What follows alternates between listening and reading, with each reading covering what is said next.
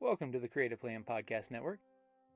Join us as we share our favorite RPGs, one-shot games, tabletop games, reviews of items, and convention panels, and other exciting things that we run into from time to time. Sit back and enjoy the show.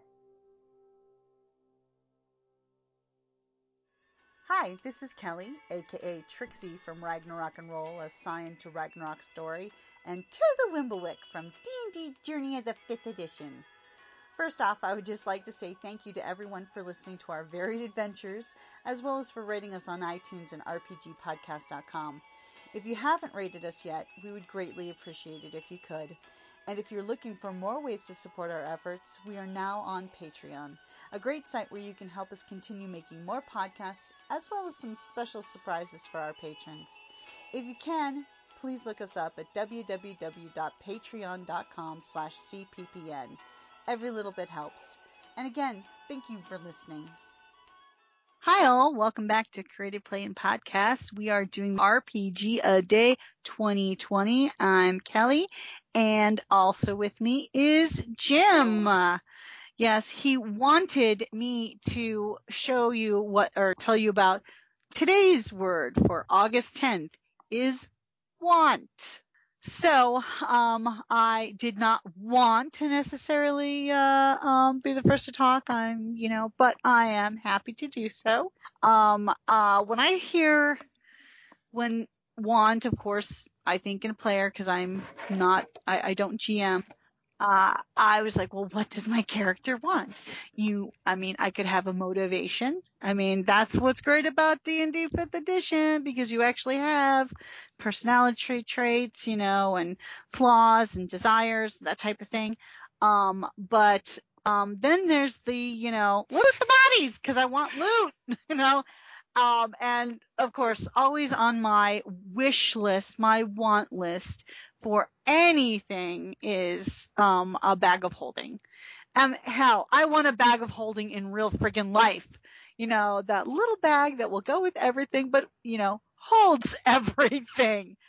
But it's not too big, cause a bag of holding, you can have all of this stuff in there, but it doesn't break your back to carry it.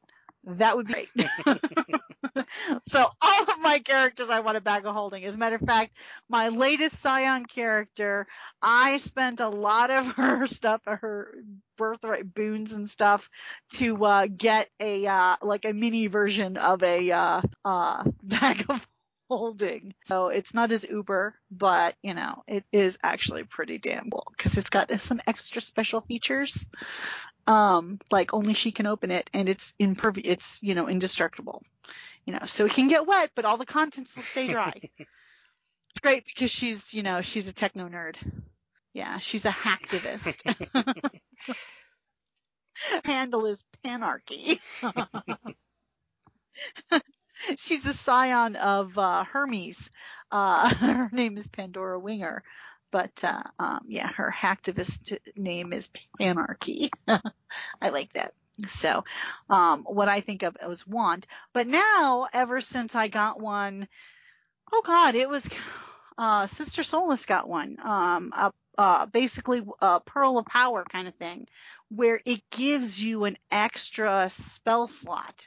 Once a day, you can use its power to do one more spell, which I love as a character. I want that for all my casters, in particularly my clerics, because it's always nice to have that extra healing spell when everybody's getting hit hard and the rolls are just really crappy and people are getting pummeled. That's what I want. I want an extra spell slot. And I always want my clerics to have Spare the Dying, because that way I don't have to waste a spell. If I waste a healing spell, it doesn't, it actually counts. If they're doing death saves, and I cast a healing spell on them, all that does is stabilize them. It doesn't really heal them. So Spare the Dying, boom, stabilize them. And then when I crack out that healing spell, it works. So those are what I want. Just, in an RPG setting, that's what I want. Although in World of Warcraft, I want the pretty gear. I want all the about transmogs. I do. I'll admit it. So that's what I think of when I want, because of course, I tend to play player characters, and we are rather selfish typically. If I was playing one of my characters, like one of my clerics, they're gonna want to help the people, or they want to do the right thing. Right thing type of thing. But most of my characters do tend to be less noble. I mean, they're good. I tend to be like chaotic good, or but they're a little on the more Less selfish altruistic. side. Mm-hmm. Yeah, I reserve that for some of my clerics. Not all of them. Not all clerics are created equal. This is true. I mean, that's what makes clerics such a badass class. Is you can be a jerk and still have the healing abilities. I mean, you could have a cleric with a criminal background. Hello. I haven't done that yet. Ooh, a gnome cleric with a criminal background. That could be all fun. Of a sudden, one day you saw the light. Exactly. Yeah, I want to help you, but I mean, I will. Here, there you go. I mean, and you pick the right god, then all's good. So now, Jim, what do you want to talk about in regards to for me, one thing that I like to do in my games and adventures is I kind of give my players a need-want list of magic items, especially because I hate when you're playing a game and all of a sudden, say you have no archers in the group and a magical bow drops. Or all of a sudden, nobody in the group has two-handed axe and a magical axe drops. So it's like, I don't like trash loot to happen in my fantasy RPG tabletop games. It's like the old World of Warcraft days where, oh, gee, I got this really great thing that I can't epic use. Loot drops, and then everyone looks around like, well, who's going to have to carry this because none of us want it? Yeah, or, like, instead of getting something I want, it's only usable for one character class. So that's one thing I always like to do with groups is I always give, usually during session 0 or in the first, session or 2, get a need-want list of the group of things that the characters want their characters to have, because that way they can also tease what they envision their character being. Because, hey, this one-of-a-kind magic item. My character's going to have that item, by the way. I'm going to be the barbarian that's got Mjolnir, or the, priest of Tempest who's got the magic hammer, So that way Hey, I'm still holding out for a trident, a magic trident for my But you don't want the regular trident, because the regular trident, half its powers you already have. You want the Uber trident, which will take time to get to. I want something, You want the trident from the Pirates of the Caribbean, that lets you control all the oceans.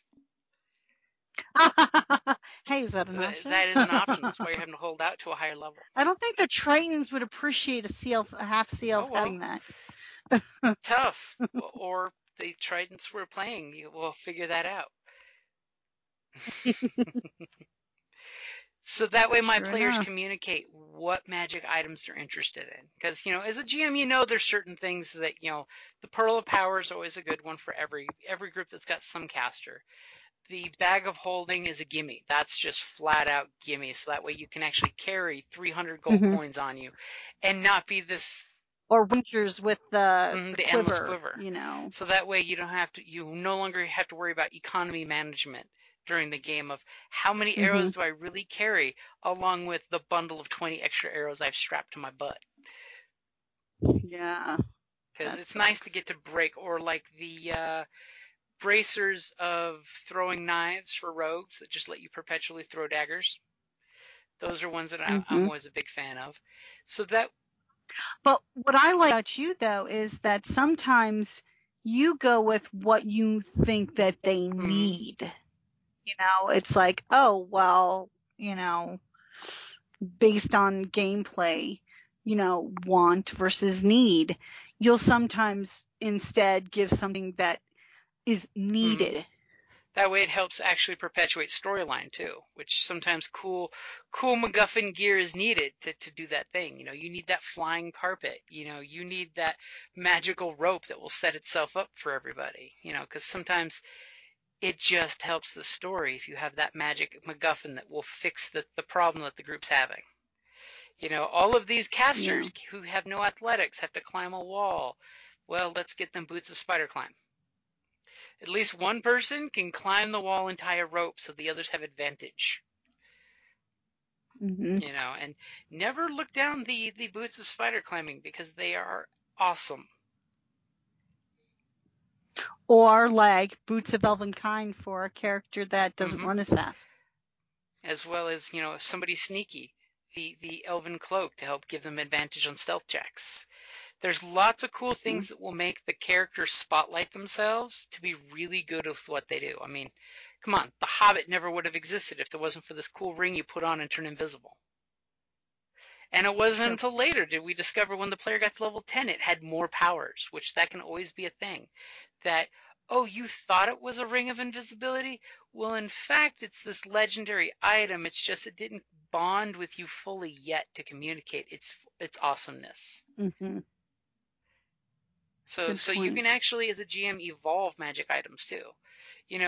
You thought that was just a +1 sword. Well, it's actually a Vopal sword, and it's now whispering to you in your dreams because it's finally waking up.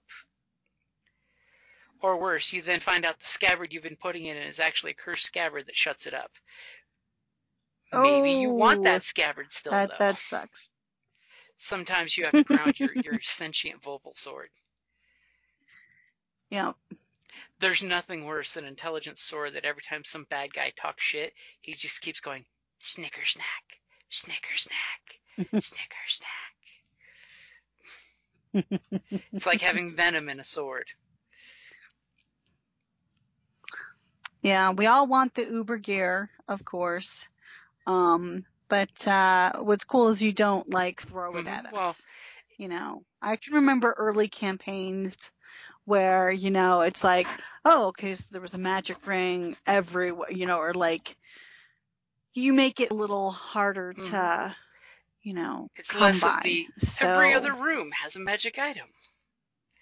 But one of the important things I like to do too is when you guys put it on your need-want list is I make sure a bad guy demonstrates how to use it on you at one point. Sometimes that's like in D&D, our goblin group just fought a mummy. And immediately they're like, kill it with fire! And then they're like, well, because you rolled well in your Arcana roll, mummies are susceptible to fire. This mummy seems no more susceptible than any other creature to fire. Because the mummy was wearing a ring of fire resistance. Gotcha. Of course, she was also a wizard in a previous life, so it made perfect sense that she had her magical items on her. She planned ahead. Sadly, the group was very sad when they tried to light her on fire, and some magic scrolls she had on her caught fire and burned up. I made sure to mention that many times about the magical book that caught fire and was destroyed on them, and they did not like that. Mm-hmm. Not fun. That's not what they she wanted. She wasn't supposed to be a mummy. It was the douchey elves that cursed her to be a mummy. Of course, when the group were all goblins, all elves are douchey. They're pine fresh. It's perspective. From a certain point of view, they're the heroes. Just because they have to liberate other goblin tribes and subjugate them afterwards. For their own good. For their own good. They only want to protect them. And also, when it comes to want, discussing with the players why they want items is also a good thing too, because not just in D&D but other games that don't have a convenient list in the GM's guide of magic items, is having the player tell you what it is they really want for their character, because you might have a better suggestion. Yeah, because, when we were oftentimes when we create Scion characters and you have the birthrights and the relics and stuff, basically talking to you, and like we build those together. Because what we might have wanted initially might not be what we really want. It could be you want a giant Final Fantasy side glaivish sword that also has a gun built into it, instead of just like, dude, pick a regular sword. But do you really want something that you can't get through an airport? Would you prefer that becomes a tattoo on your right butt cheek, that you can just put your hand in your back pants and rub your butt, summon your gun, so that way you can get through airport security? I'm just saying. Or, yeah, sure, you got that cool gun, but it doesn't have unlimited ammo, and you don't have the sun ammo power, so you only got 6 shots, buddy. Yeah, I want to rethink that. You know, that's one of those things that you should talk about it and communicate things through to really peg down what it is that you really want, because it could be something completely different than what you're going for. And if you talk about it, then you can help craft what they want, as opposed to, you know. And you can start dropping story elements, because you can do the whole, oh, yeah, you want that? Well, when you're in town, the bard talks about the ancient hero buried up on Boot Hill that had his mighty so-and-so weapon, who sounds just like something you'd love to have. So, needless to say, later on, when evil guy number 4 raids that crypt and steals the weapon that you were too good and honorable to go pick up yourself, you now know, I know what weapon he's got.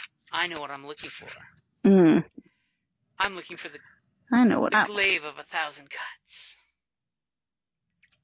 So that way you can, you know, really make the story about the characters and what they want their character to become.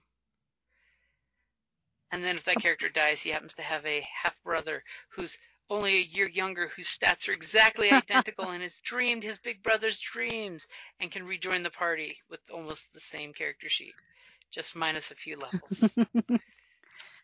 Yeah. Convenient. Hey, but that's what the player wants. Exactly. You know, that does kind of come back to a session 0 idea of, it comes down to what does the player want their character to be. You know, and it helps if everyone communicates what they're wanting to play, so that way nobody's, you know, left feeling that they're playing something they don't want to play. Yeah. And normally I want to go last for picking, because, you know, just to fill out the party, and because a lot of people don't want to play a cleric, which, you know, initially the first time I played a cleric, I didn't want to play the cleric either, because I thought, you know what, I'm just going to be relegated to heal bot, and I don't want that. But clerics are really kind of cool. And depending on how you craft them and build them, I mean, they're more than just a heal bot. So, yeah, I mean, you know, it might be. You can have a lot of fun playing around with the different domains of clerics, because I'm sorry, I'm always a fan of Tempest.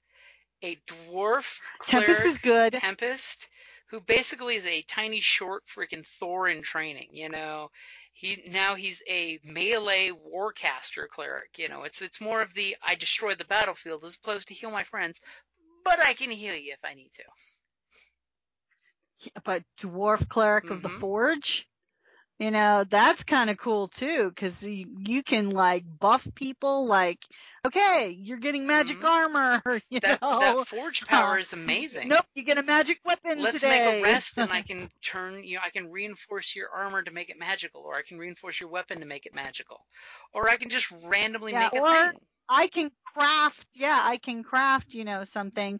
Okay, all that crap loot that you got, like, oh, we got these 6 battered swords and these crappy shields. I'll take them. And here, God, I wish my character had, you know, like a set of daggers. No problem. I've got the mats. I mean, you can go domain of light and basically make your cleric a freaking pyromancer. Because part of light is you get the burning hands and all the cool fire powers, you know, and that's just something that each domain is almost its own class, which is nice, because they have a cool class feature and magic abilities that are always in your repertoire.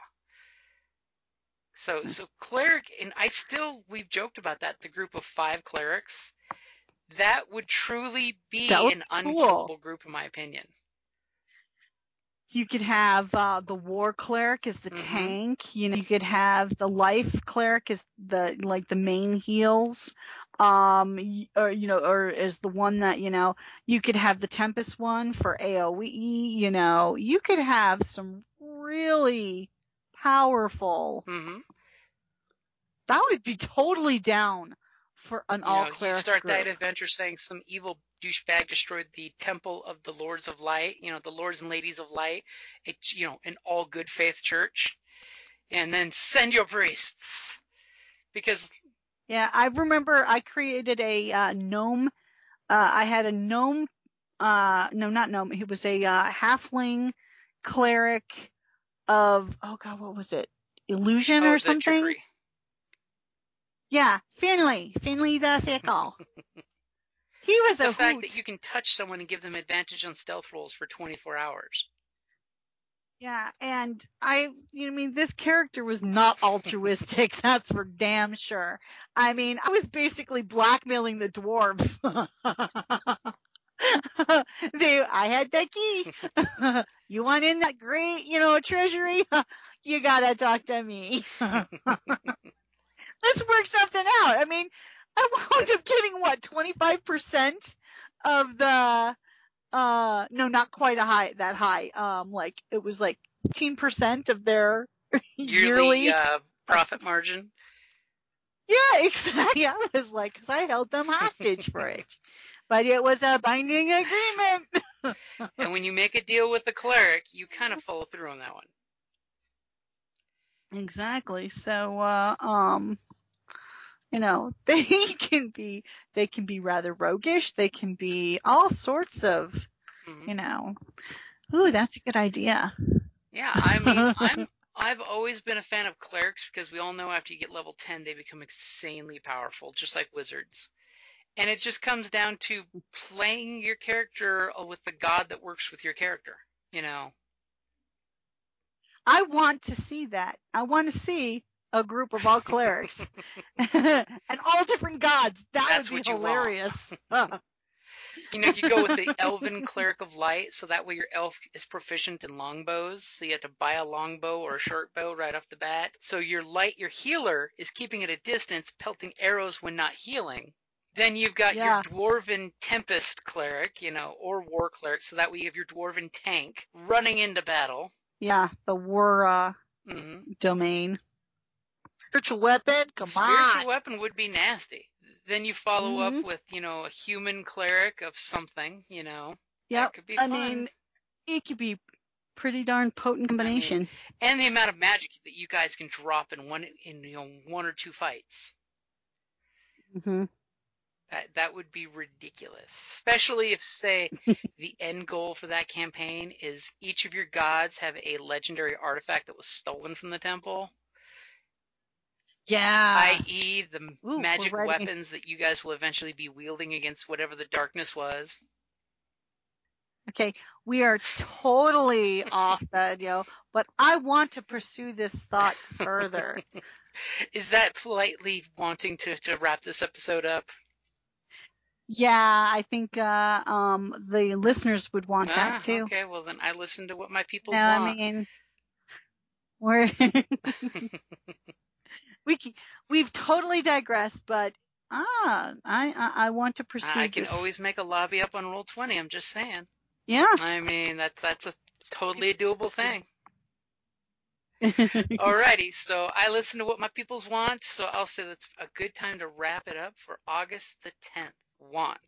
So that's a good place to wrap it up there, and hopefully I'll see you guys tomorrow, and we'll stack some more RPGaDays on the recordings. If you get my message. I want to say goodnight. Alrighty, guys, have a good night.